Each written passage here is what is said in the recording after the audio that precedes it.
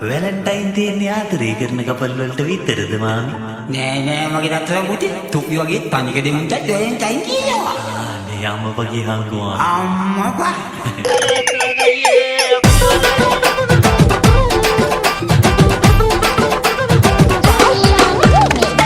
ඉස්සර මට කීවේ රංකඳ කියා ආදරේට ඇමතුවේ මට සුදු අයියා එයා මගේ පණ ඔයා නිතරම කීවේ අය තමා ඇගේ ලෝකෙ මං හිටියේ රත්තරන් වෙලා අය ගෝයන්න අනි එයා මගේ පණ මගේ රංකඳ කිව්වේ මගේ වස්තුව අද පෙළවිලා මුට රංකඳ මල කඩක්ද දැන්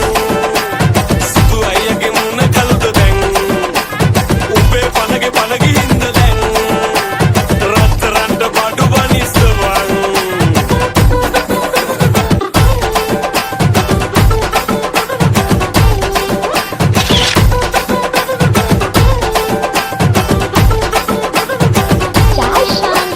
කිව්වා ගැට තියලා ඕකිනන් තියයි පොල්ල ඔබ කිව්වා එන සතියේ මම බඳිනවා ඒ කෙල්ල ඔබ හිටියේ එල්ලගේ වෙල්ලේ වඳින්නමයි තැල්ල දැනගත්තා අපි නම් ඔබගේ හිර වෙනවා බෙල්ල රංකද මගේ කියා ඔබේ සේසතටම වින්දායා අනි එයා මගේ පණ මගේ රංකඳ කිව්වේ මගේ වස්තුව අද පෙළවිලා මුට රංකඳ මල කඩක්ද දැන් සුදු අයියාගේ මුණ කළුද දැන් උඹේ පණගේ හින්ද දැන්